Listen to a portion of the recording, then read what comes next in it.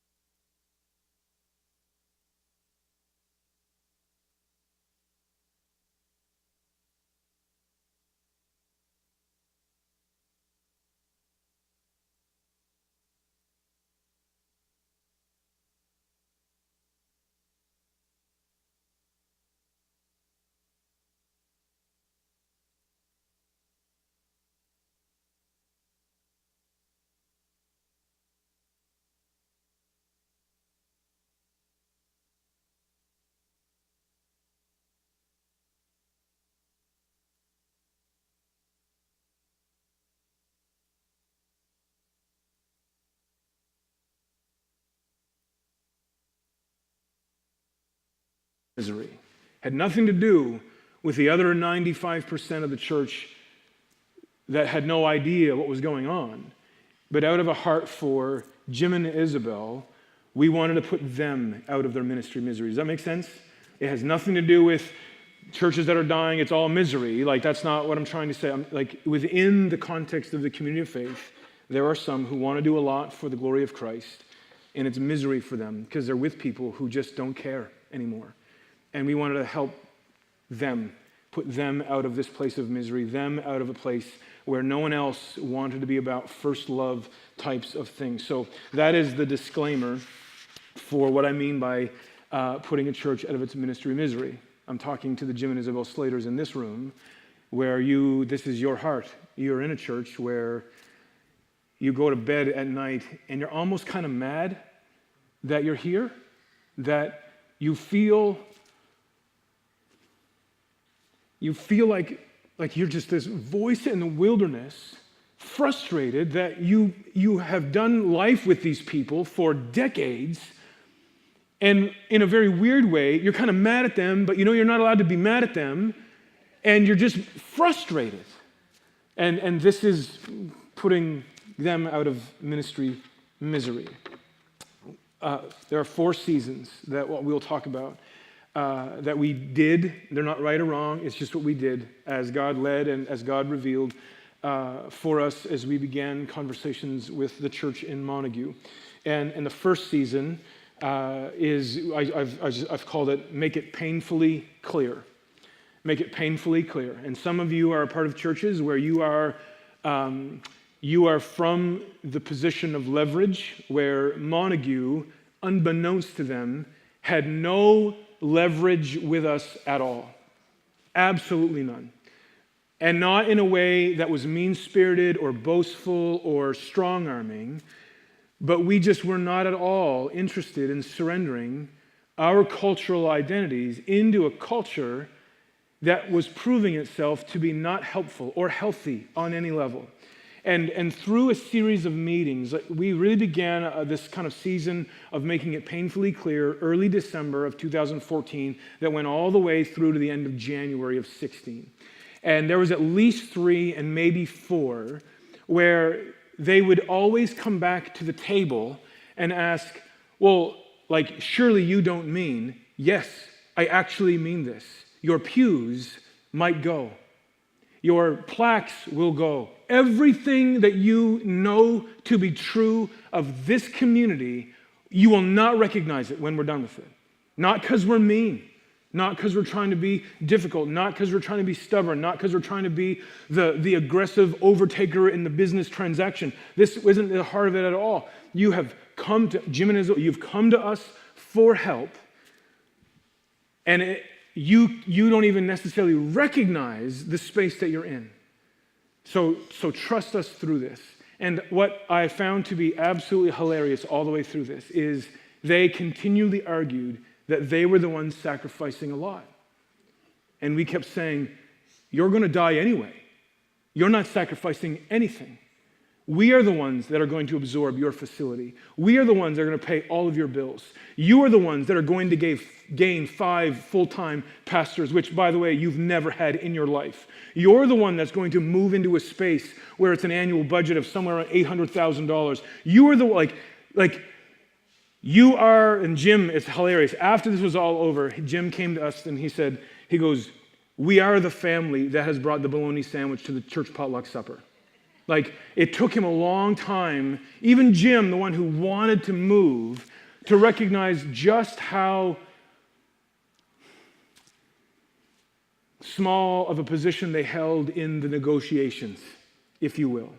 And we just were not willing to compromise anything that we were doing because God was demonstrating that this not working in a form of a system at all, but he obviously is present in this and believing that he wants to redeem someone in a town of 8,000 people. Will you trust us? And just this constant season of, we're going to tear up your constitution. You're going to cancel your charitable number. You're not going to remember anything anymore. We will celebrate it well. We'll talk about all of these kinds of things, but we just made it painful, and it was painful. It was painful to say it because you're looking at people who love the Lord. And at that time, I was 37, so they viewed me like I was a kid, and I kind of am in many people's eyes. So, it just made it painful. They were offended. Jim, unbeknownst to me, got beat up by his friends and family for months as we went through this whole thing. But we just had to continually make it painfully clear that if this was going to happen, all that you are and know and remember will be gone. And trust us that God might bless this, that he might bring new life from dead things.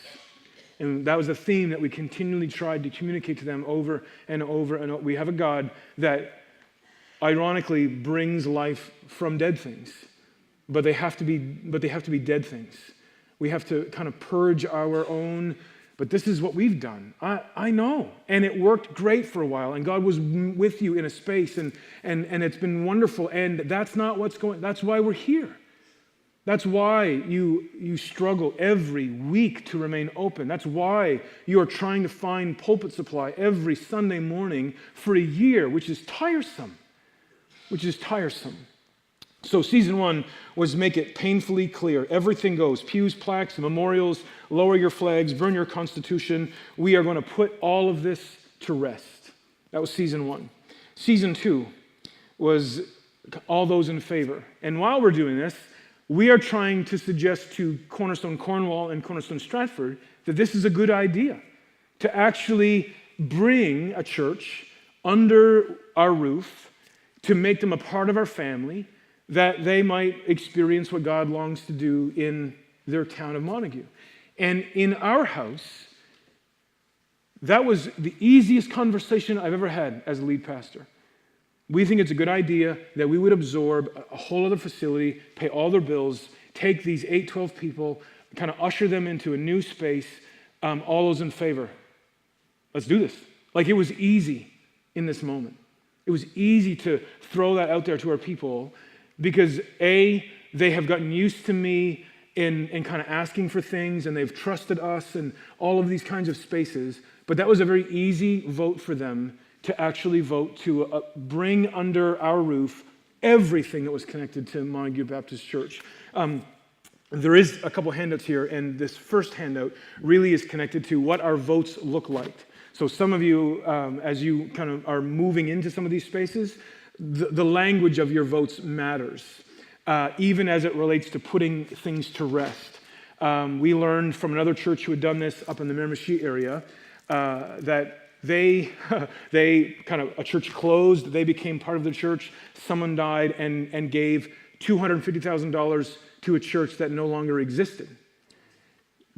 They wanted to get those resources into the church family, and they shared with us, make sure in your voting that there are actual phrases that capture, if someone dies, they leave a gift to the church, that gift is assumed by, and even in that language, when we presented this to Montague, they're like, well, that's not really fair. I'm like, what's it going to do? Like, this is not going to be around anymore. You keep forgetting that. And so like, even the language of how we build our votes for our people to vote on matters in these moments. And again, even in the votes, it's a reflection of the painfully clear season, both for our people and for the people of Montague. In our first session, we highlighted that there was 2 churches on our field that were kind of engaging us, in the Sturgeon and Montague. Sturgeon was not interested. They were not interested.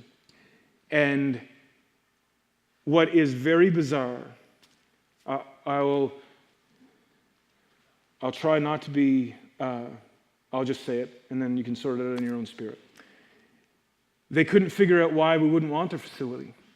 They couldn't figure out why Sturgeon wasn't a space, because we didn't want anything to do with their assets, because they were tremendous liabilities.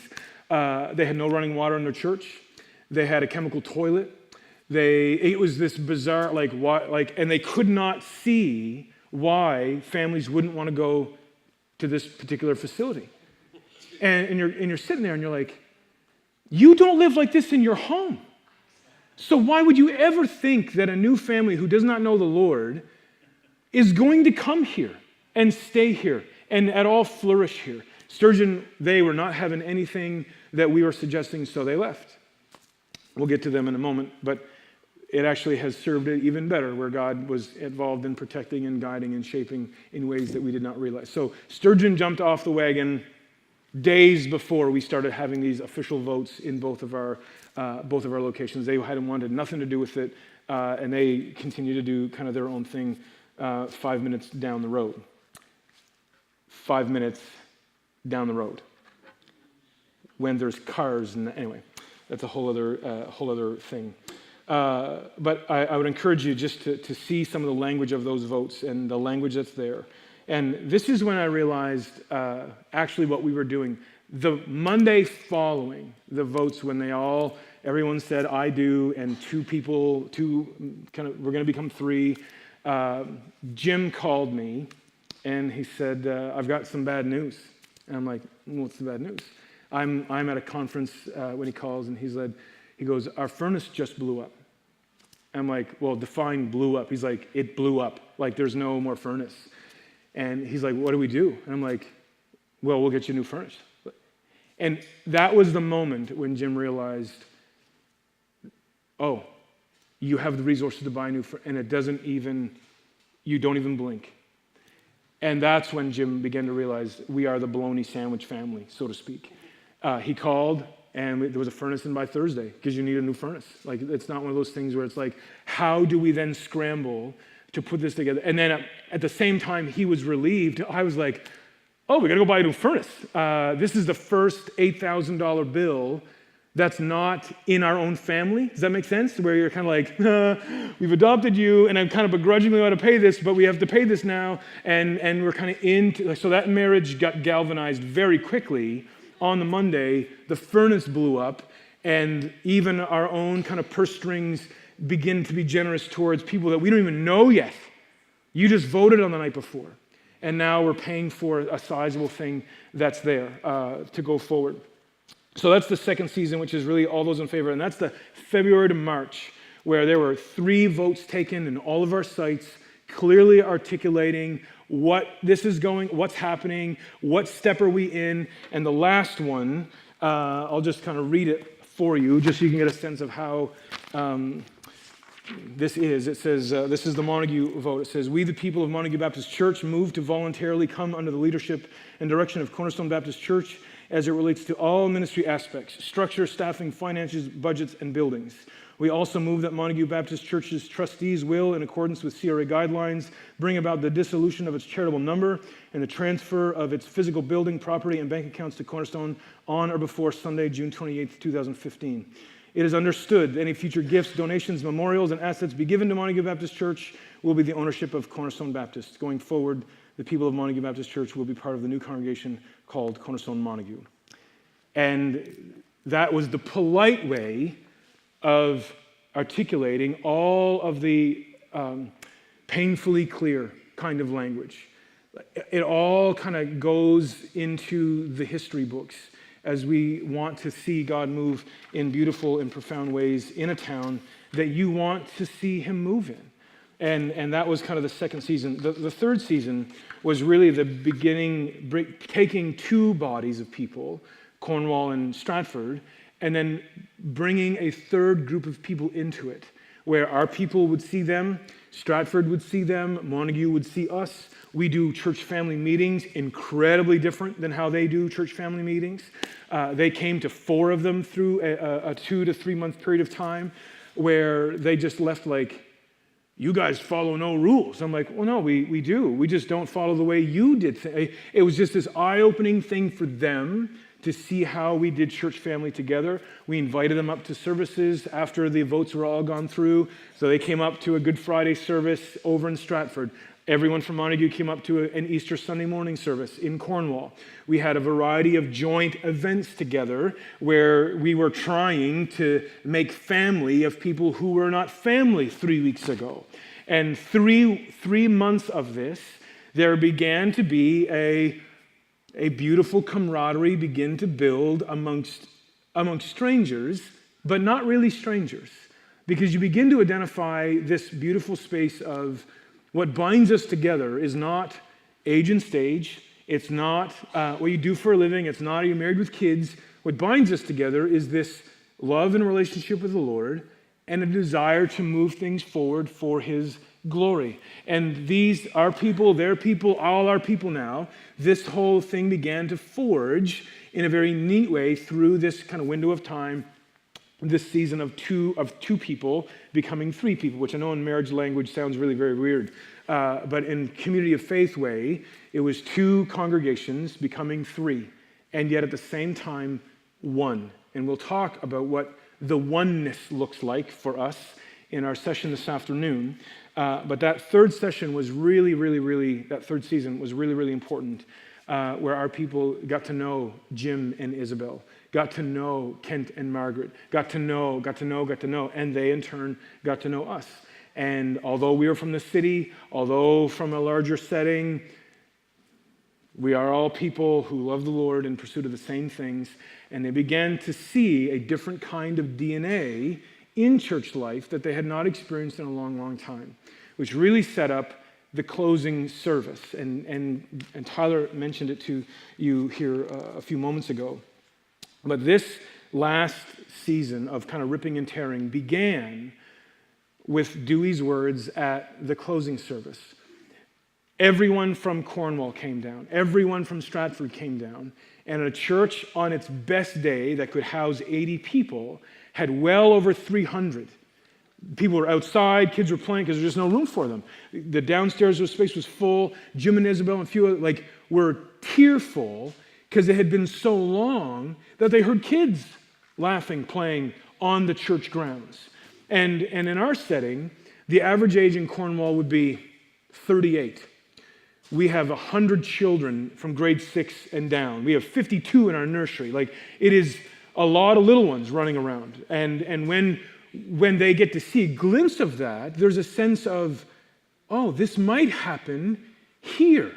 Because it had been years since their baptismal tank was used. It had been years since they had kids in church that were downstairs. And it's weird how,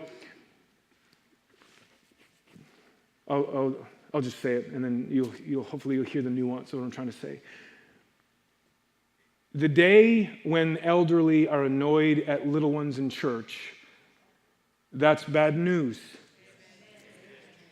They had not realized that they had become bitter at little ones until they were gone for 2 years. And then when they were around, that's a sound that they can tolerate. That's a space that they'll serve in. That's a ministry that they will be a part of. So during this last service for the church in Montague, it brought out all kinds of weird emotions in them. It brought out all kinds of weird emotions in us. And then Dewey Rector, one of our elders at the time, well into his 80s, their former pastor, we asked if he would bring the final sermon, which I'm glad now, because what he said could only come from an 87-year-old former pastor to them. If it came from me, it would have been disastrous. Although what he said was exactly what I would say. But the messenger mattered in this moment. So Dewey arrives, takes the pulpit, and they're excited because this is their former pastor. We're excited because this is their last service. Tomorrow things start all over again. And Dewey begins by reading a passage from John, and then he basically begins to chart the church's history and charts it to the point where he says these kinds of things. He's like, and now you're dying. And you've been dying for a long time. In fact, you were dying when I was your pastor. And I was your youngest pastor ever in your church. And Dewey's old. Like, he's an old man. And they're looking at Tyler, who just turned 22. And it's been a long time since they'd had someone who was 22 years old as their pastor coming into the ministry that wasn't going to use them as a stepping stone into something a little bit larger down the road after 2 years. And they began to recognize things in this moment. And as Dewey began to really close the coffin with nails all the way through his sermon, when he was done, it was done. It was done.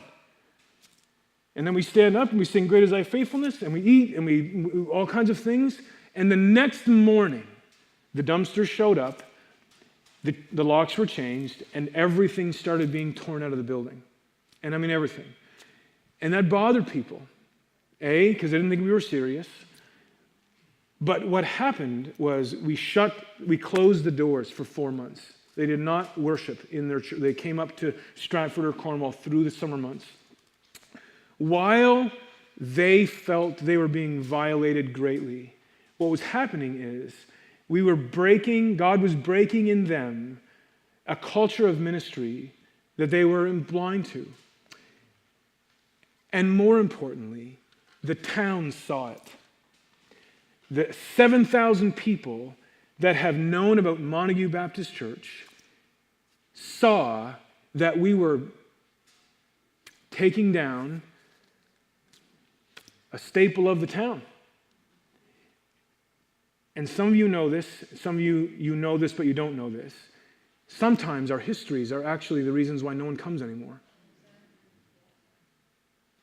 And it's hard to overcome 203 years of history. It's hard to, if nothing ever really changes, both physically, visually, spiritually. It's hard to believe the news that something new is happening if it's the same people in the same positions, doing the same things in the same facility. So although I was loving it, because you do not know what it's like for a kid that has grown up in Baptist world to go into the temple and violate the temple that really shouldn't matter, because it's not the temple as we make it out to be. And this is how silly it had become at Montague. And if this is your space, I'm not trying to be mean, but their shed where their mower was parked was the memorial shed for so-and-so guy, Gilbert or something like this. I'm like, what? It's where your mower's parked. Like, it was this bizarre world where everything was enshrined, everything was a memorial, everything was, and I get past, and I love the stories of our past. But what happens is we act as though those are our best days. I walk through so many churches with big pictures of like the roll call Sunday when everyone's kind of in their Sunday's best, and 1974 was great. 1983 was great. And as if that's all that there is for church life. And we wanted to somehow break that mentality in the 12 people who still called Montague home, but more importantly, the town itself, because they were not going to come. Because they had already been, they had already experienced, and they were not buying. Over 4 months of renovating their space, of repainting and new. When we opened the doors, there was a lot of our own folks that were just celebrating new birth, and you'll hear from Tyler's workshop how God has actually has already changed the church's identity in a town that it had been a part of for 200 years, in 2 years, where people actually now know, oh, this is a different space. Same kind of geographical location in the town, but it's a different community. It has a different feel. It has a different physical appearance when you walk in. It has a different smell. There's some weird smells in Baptist basements. That's pancakes and syrup and all kinds of things. But there's a different smell in the building, even when you walk into. And slowly but surely, there's always one or two new people in church on Sunday morning. Thanksgiving 3 weeks ago, there was 55 in the church service in Montague. 55. 2 years ago, 7 or 8 in Sunday morning.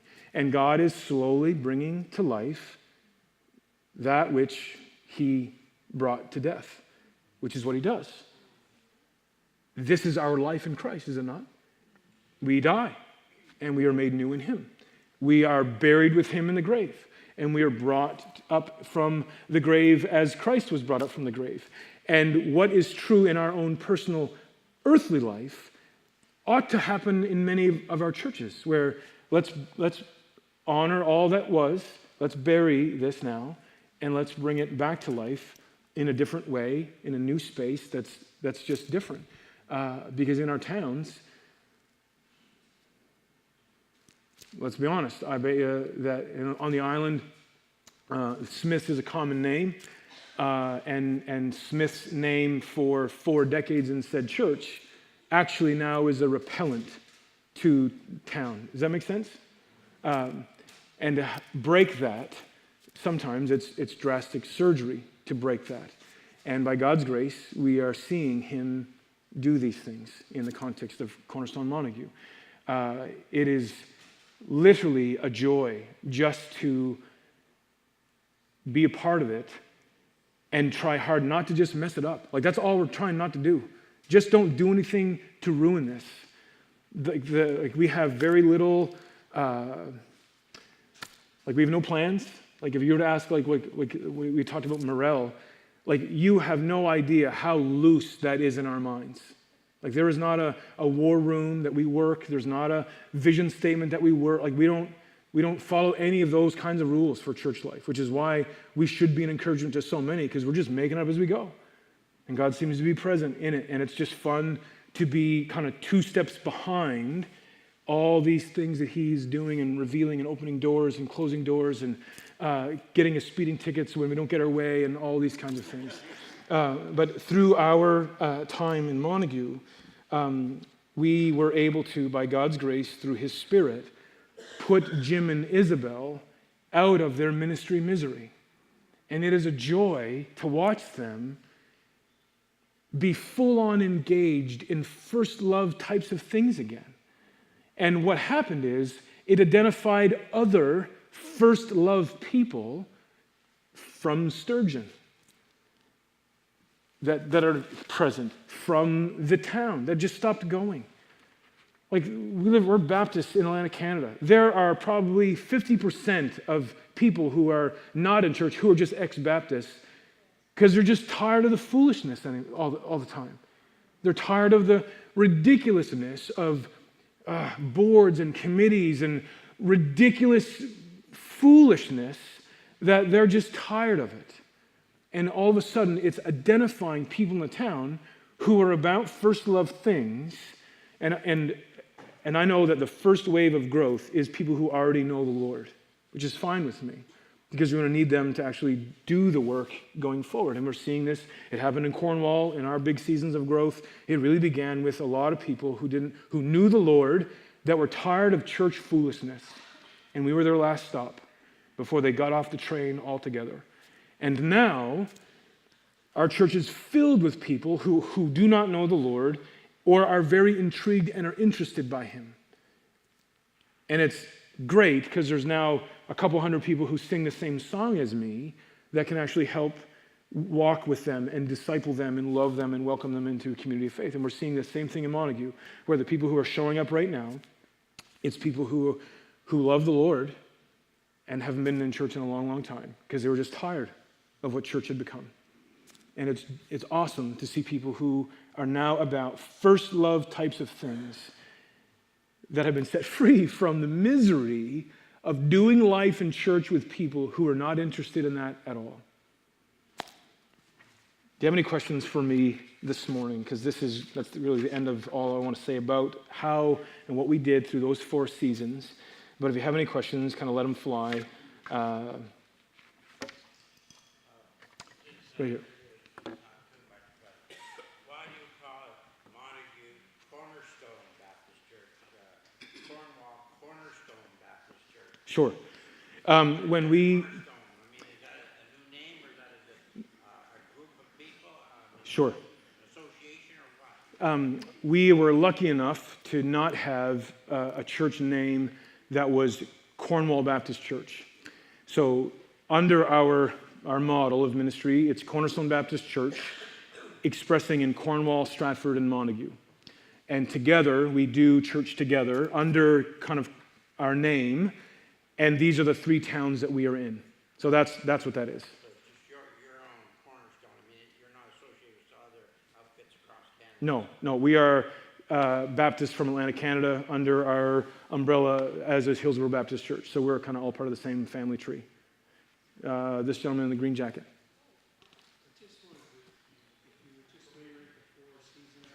Oh, okay, sorry. Could I just interrupt for a sec? Yes, you can. Just so that everyone can hear what the questions are, we're just going to have the mic to go around, okay? So if you do have a question, just raise it and Phil will gladly answer. Did you get my Yeah, question? I'll highlight the 4 seasons just so Yes. you can kind of get those. Thank you. Season 1 was, we made it painfully clear to Montague what we were asking of them. So painfully clear was season 1. Season 2 was all those in favor.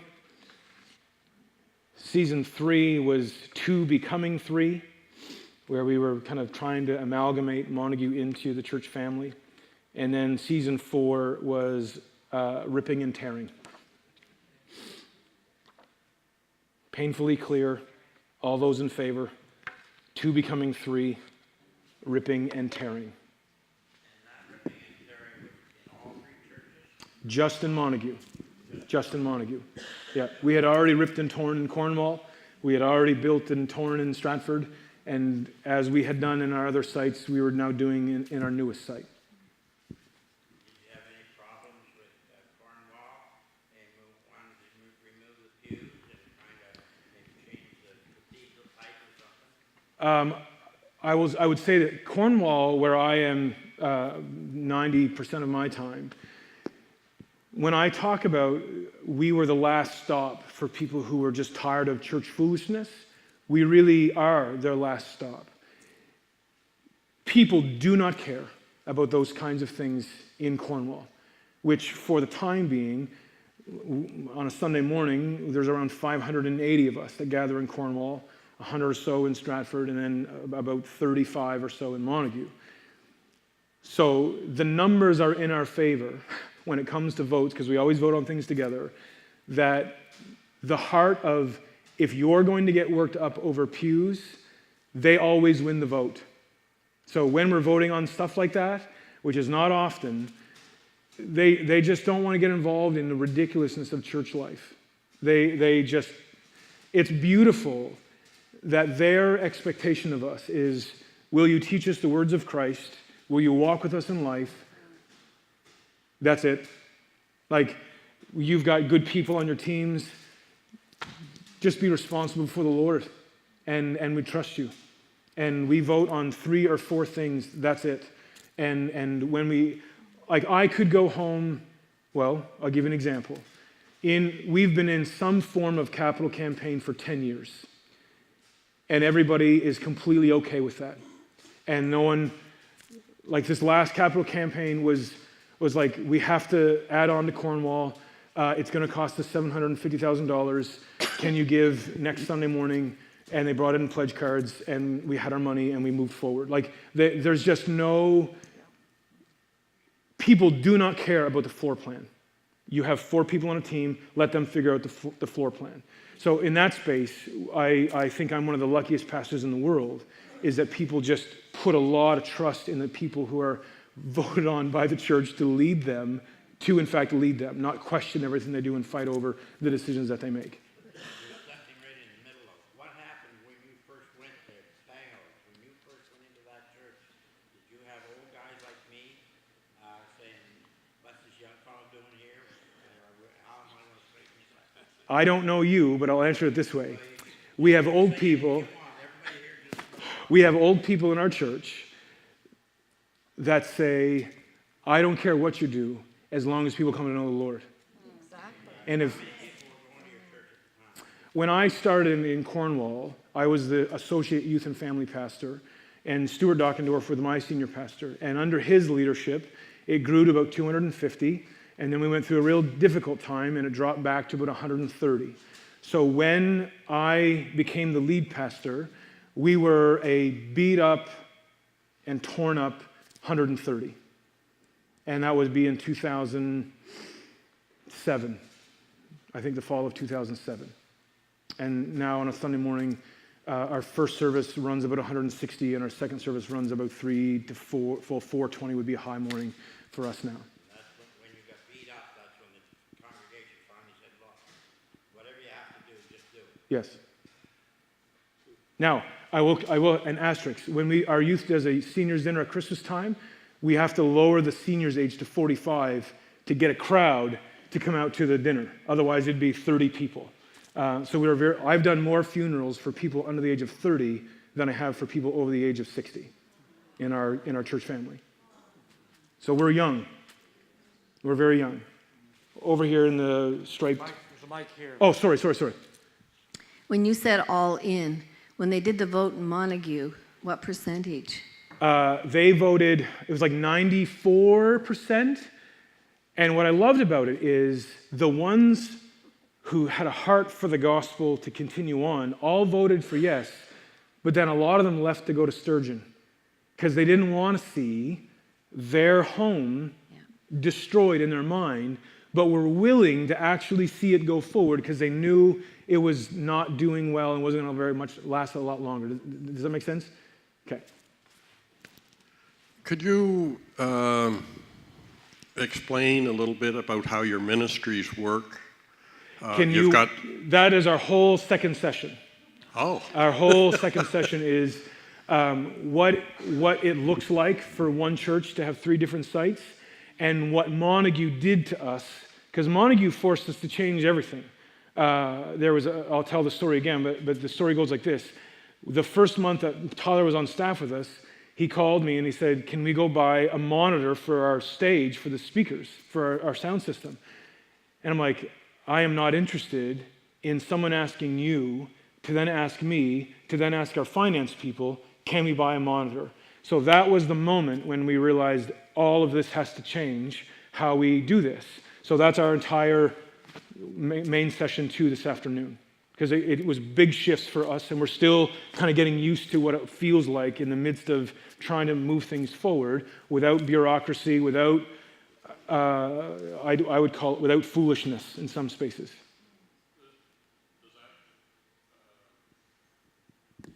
I guess the question that I was looking at was, you've got youth group, you've got seniors ministries, and all those ministries, how do those work to get out into the individual communities where you've got 3 different campuses?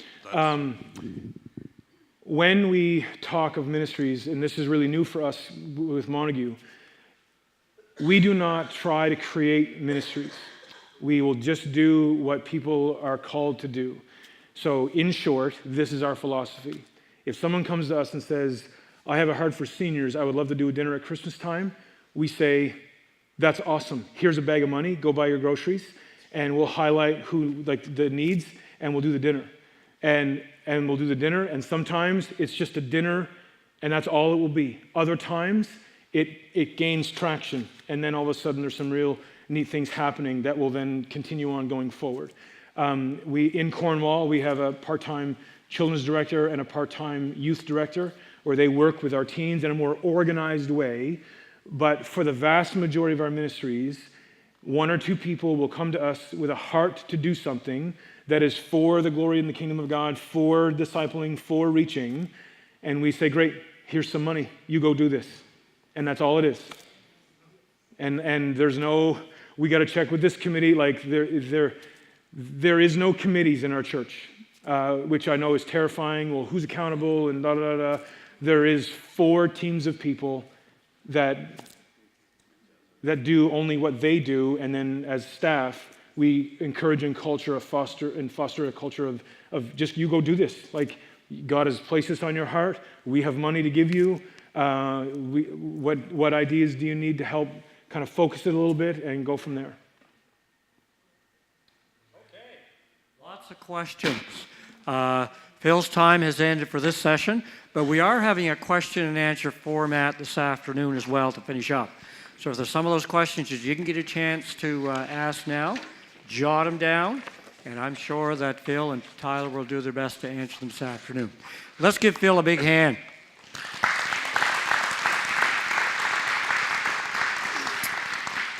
Super job, Philip. I will say this of Tyler. Tyler's 22, and in him, we found a gem, he and his wife. And what God has been able to do through he and his wife in Montague is just incredible. Just incredible. And for any of you kind of moving in this whole space, find the right person and you'll be fine. Find the right person, let them run, let them fail, let them whatever, and they will be fine. And when you hear Tyler, we just let him run. And he's failing and he's winning at the same time. And it's hilarious and funny and awesome to just watch him be obedient to the Lord and get it right and wrong at the same time, and how God's kind of using he and his wife in a great space, great town. So I know that you will enjoy your time with him.